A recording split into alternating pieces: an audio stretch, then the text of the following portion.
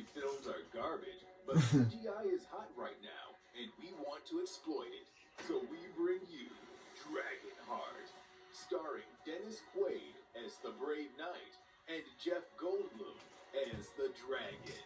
I don't want to kill you. I never did. If I went around for the next sword swinger, thirsting to cut out a reputation out of my hide, wow, what a run-on sentence. What am I reading for again? A dragon? Oh, wow, this is awful. I don't know what awful is. I was in powder. Something someone was doing while they were writing this. With Holly Hunter as the Dragon. When you squeeze the nobility, it's the peasants that feel the pinch. Is that Shatner's toupee? What was that? Shut up! Gladly. This script is dog shit. With Samuel L. Jackson as the Dragon. So it was fucking you who killed the motherfucking starred one. How much motherfucking gold did her motherfucking carcass put in your motherfucking purse, motherfucker? What? There's no swearing in this. Oh, fuck no, I'm out of here. With Sean Connery as the Dragon. His blade defends the helpless. His might upholds the weak. That's the funniest one of all. Oh, that isn't part of a comedy sketch? Wow. What the fuck, 1996?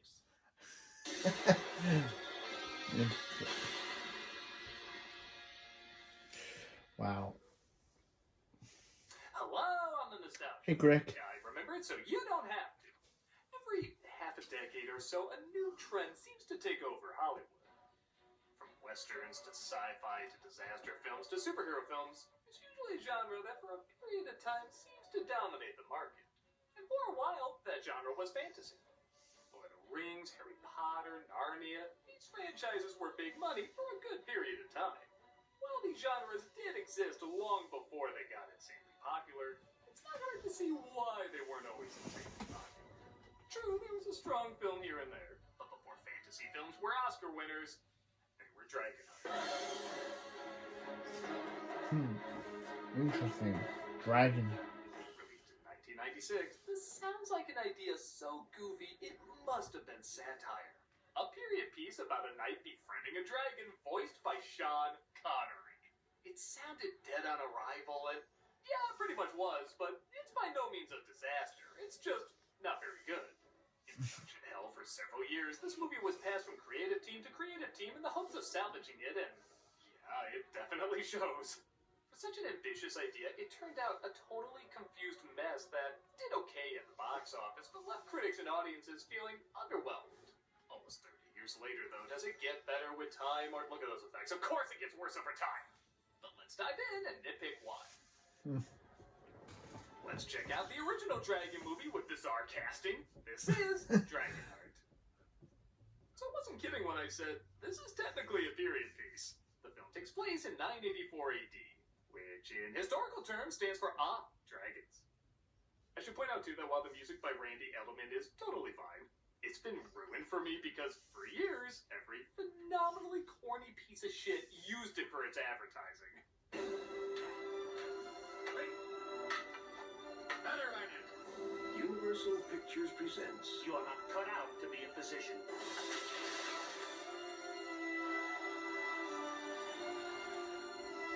Comes a story of the power of friendship. Senga isn't the killer, nor is Kamal.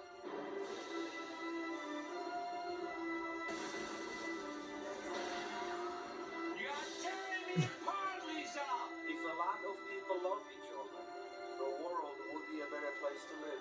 Well, and some just go too well. As the credits roll, we're introduced to young Prince Einan and Bo, played by 20 different accents shaped like Dennis Quaid. There's nothing noble about crushing desperate men. All my hopes rest on him. Every time I hear Quaid, I hear the boys star Jack Quaid. Jack Quaid's amazing. The cast of Snatch? What voice is he doing? It looks like the peasants are rebelling, and the two of them are called to witness the king's victory.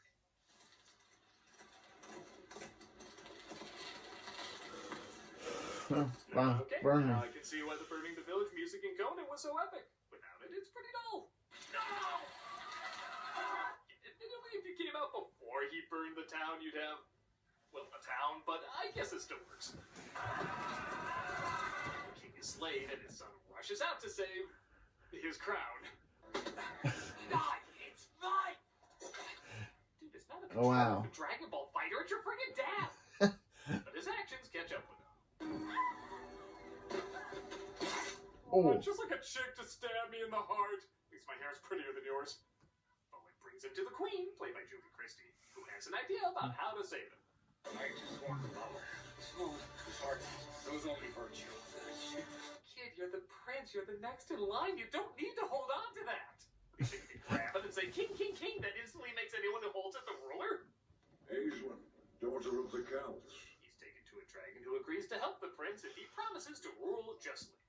Well, I see anyone who literally grips their crown for dear life is totally doing that. Witness the wonders of an ancient glory. He takes half of his heart out of the PlayStation 2 version of himself and gives it to the prince. I serve the father only for the sake of the son. Oh, really? What's your real voice? Yes, it's on. Catch failed. A big twist, he's still a douche. There should be a release, not a punishment. A good dog. I'm the last thing you'll ever see. Well, if you recite Wow. half the hilarious lines from Holy Grail, I don't see it as that bad. I'm sure somehow the dragon's to blame for this. I love that boy! You changed him! You tricked me, dragon! No matter where you go, I will find you! Anyone else get that old bike meme vibe? You tricked me, dragon! I will spend the rest of my life hunting you down! 12 years. Wow, that was an epic transition. I think more movies need to build up their anti-climaxes that way. Solid payoff. And hell's coming with me, you hear? Hell's coming with me! Get warmer. That's how you movie. Years later, we're introduced to Gilbert, played by the usually talented Pete Postlethwaite, but I think was replaced with Pinky as the annoying bard. Well done, Bowen. You've done it again. What a brute. Oh, it's Bodkin's vein! You're a regular wizard! I've decided to compose the Ballad of Bowen. I, minstrel mouse Pinky, shall chronicle your deeds in song. Into the mouth of death he strode. Into the pit of fear unknown. All dark and indeed to conquer the world, go brave and la something. He's so annoying, I swear Jar Jar took him aside and said, "One more time, but with more often." What did I say? What did I say? Bowen continues to hunt down every dragon he sees, and he overlooks the true injustices across the land. But the prince has grown up into Remus Lupin, and continues to fill his kingdom with Harry Potter cast members. Cora, I told you not to come here anymore. Dear wig maker, I've come for a better wig. Oh. Well, I know I'm blind, but what the hell was that? Mrs. Cara, played by Dina Meyer, still upset that Prince Puckerlips is tormenting her father. For God's sake, release him. Okay, that I recognize, an arrow, ow. Meanwhile, we're given well. a clever effect in the movie. Hacking and whacking the dragons, but if a dragon falls in the forest and nobody gets to hear about it, does it make a fuss? The budget can only afford it once because the dragon never does it again. And we finally see the dragon, Draco, in all his Flintstone-y glory. Visit the woods! Oh, that must have hurt. We're earning our money now, aren't we? How do you like the ride so far? You're the man now, dog! Okay, this looks less like he's holding on for dear life and more like he's ziplining. I'm looking for a sign that says you must be this tall to ride the Iron Draco. Haven't had this sort of job Iron in some Dragon. time, nor likely to again. Don't make me smack you like all the lady dragons in my life. I will not stop until I've rid the world of every last one of you. I am the last one. I did it! I'm the Highlander! Oh, nice, guys. Pulling him up, but Bowen's sword stops him from closing his mouth. Can you get your buttocks off my tongue? I'll take things I never thought I would hear Sean Connery say for 200, Alex. In fact, that sounds like a mispronunciation Connery would have on Celebrity Jeopardy. It seems you're in a bit of a stalemate. Get out of my mouth and let's talk face to face. Okay, if there's a Dan Schneider of Dragon films, who directed this? I wait around for the next A soul Dan singer Schneider casting to carve a Dan reputation Schneider out of my of hide. Dragon So, films. you may have noticed, the dragon isn't that impressive. If you're wondering how on earth this got an Oscar nomination for Best Effects, well, film quality wasn't as clear as it was now, so you could get away with a bit more. Also, it truly was ambitious. At the time, CG characters that needed to emote with personalities was just starting to become a thing. So doing so with Jurassic Park-style technology did have promise. But aside from maybe a few dark shots, it never looks like he's there. He looks like a Trojan horse made with the CG monkeys from Jumanji. I don't want to kill you. I never did. Also, while Connery does have an impressively deep voice, they don't add any bass or treble or reverb to make it sound like it's coming out of a giant creature. I'm gonna let you up now. We can pursue this fracas to its final stupidity. All I can hear is the actor in the recording booth, like, I got like 3 more of these stinkers and then I'm calling it quits. His feet don't even make any noise. I remember. That's all it is, a memory. So I no longer try to change the world, Dragon. I just try to get by in it. It's so weird. Like, remember when a T-Rex could literally shake the ground just walking? This thing is the dragon version of that quiet guy from Seinfeld. It just doesn't feel right. You can listen to my alternative. What's the alternative?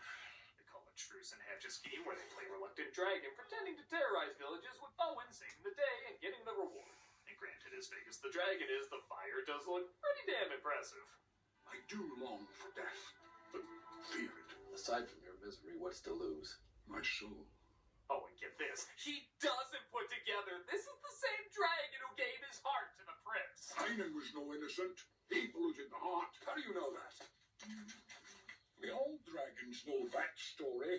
Okay, I'm not gonna pretend I understand the complicated layers of dragon racism in this world, but Sean Connery has, yeah, let's just call it, the most recognizable voice on the planet. Maybe Donald Duck beats him out, and even then, that's a maybe. This is like not recognizing Arnold Schwarzenegger as Turbo Man. How on earth is this humanly possible? We discover, though, that when the prince's heart is damaged, Draco's heart is too. Well, gee, I wonder how this is gonna end. Teach me. Pity me. I'm the only one that feels like he's turning into a mix between the Momo Challenge and an ostrich from Fantasia. Don't be afraid. I'll come to help you. The prince captures Kara, but his mother helps her escape, so she tries to start an uprising to little avail. I speak the truth. It's rarely inspiring, lass. And it never wins rebellions. But it will stretch necks. Is he a Scottish What? Irish pirate? What accent is he doing? Yeah, what? They scam the town as Bowen looks for compensation for trying to defeat the dragon. Of course, there are other ways. Perhaps you'll part with one of your precious daughters instead of gold. Our hero, folks. Were you the one person rooting for the creeper in Waterworld? Our This hero, guy's for you. everyone. Dragons are partial to maiden sacrifices. He's a, He this convinces guy's the our dragon hero. needs a sacrifice, Really. so naturally they send Kara. Let's get rid of her. No. Eat her. Why am I supposed to like this guy? Yeah. Is it because he doesn't snicker when the dragon says? I merely chewed in self-defense, but I never swore. Fun fact, that was an unused name for one of the Bond ladies. What? Who ends up befriending Kara, and to the point of forgetting to return to the village. I'm truly sorry, Bowen. Have been distracted. We dragons have kind of a Jambalaya thing. The prince appears, though, to try and take back Kara. I'm ready for my lesson now, knights. Boy, you know the movie's boring when the master and the apprentice are reunited and having a big fight, and all I can think is, ooh, pretty rainbow. Also, I don't mind using the same waterfall as before in the same shot of the tail going into the waterfall as before, but Wow. can you at least move the rocks that were clearly supposed to be the dragon from earlier? Ringo appears, though, and scares him off. Let's get out of here! I think he flashed me. Oh. Surprisingly, Kara and Bowen seem to hit it off. What are you looking at? Myself. God, I'm hot. They make it to the next village and... The greatest dragon slayer that is, possibly the greatest that ever will be. It was nice living in a world where I forgot this guy existed. I personally have seen him slay almost 2 dragons. I didn't actually see the death blow of the second, but he must have won. He sounds like that person who fights all your battles on Twitter and you're like, you know, I think I'm happy you're losing the argument. The dragon doesn't sink this time, though, and the villagers try to eat him. Wow, they must have really been starving with absolutely no protein around. The dragon flies away, though. They look back to Bowen. It is English which food cannibalism would be preferred. The dragon saves them, though, and takes them to Avalon. This is Avalon, the resting place of King Arthur himself. We buried him under royal dicks, knights of the hard table. They decide to go after the prince, and tell me if I'm crazy, or is this the weirdest lead-in for exposition? Will you wish us luck, Draco? Long ago, when man was young and the dragon already old, the night became alive with those stars. I just asked if you wish us luck. Where'd the astrology lesson come from? Finally figures out that Draco was the dragon that saved the prince. And when I say figures out, I mean he literally tells him. That's why I shared my life force with a dying boy. It was you. Your heart beats in Arnon's breast. No, like 20 dragons share their hearts with dying boys. Yes, it was me! Dreams die hard and you hold them in your hands long after they've turned to dust. I will not be that naive again. I'll read a script more closely before I say yes. But the ghost of Arthur appears, looking like a cheap effect from medieval times and sounding like a voiceover from Quest for Camelot. A knight is sworn to valor. His word speaks only truth. His might upholds the weak. I also understand Walter's celebrating a bachelor party. Everyone cheer for the red and yellow section. They get the villagers organized and prepare them for battle. Save your strength for the fight against Arnon. You and what army, knight? A dragon army. Let's go! Well, that killed the momentum. Does this movie actively want me not to get excited for things? Widen your stance. Up. Down. I technically killed the prince the first time. Instead of teaching me how to fight, I should be teaching you how to fall. I know this man who leads them. I will not underestimate him. The prince hears of the growing army, so he starts to grow one of his own. A mother's gift to her son. Dragon slayers. They look like the side of an arcade cabinet in the 80s. I've seen Disney Junior shows with more intimidating Oh, knights. Mike the Knight. I remember that one. Never watched it. Yeah, He I always remember. look like he's about to lay an egg.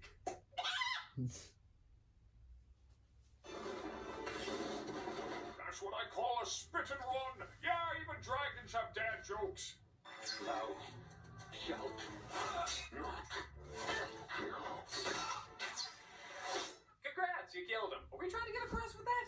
Yeah.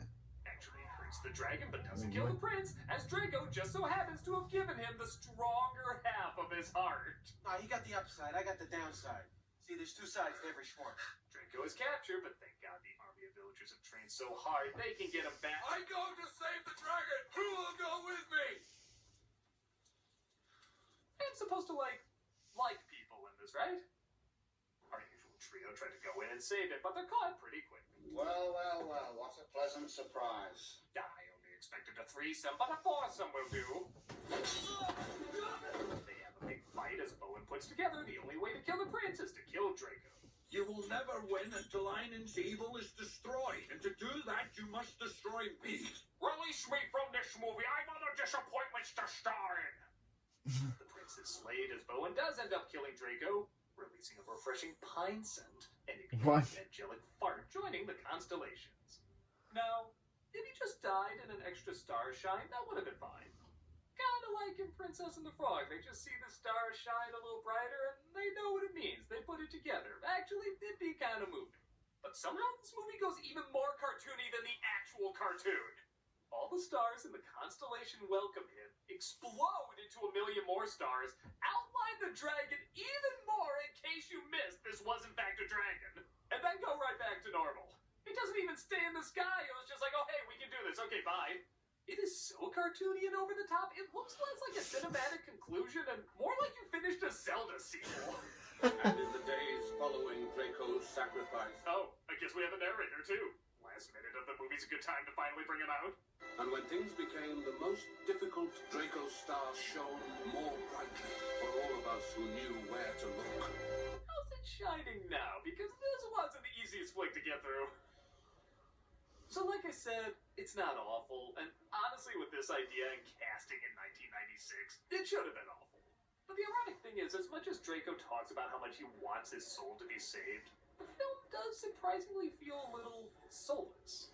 Not entirely. I mean, there are a few moments where the knight and dragon's bond is believable. There is personality to some of the characters.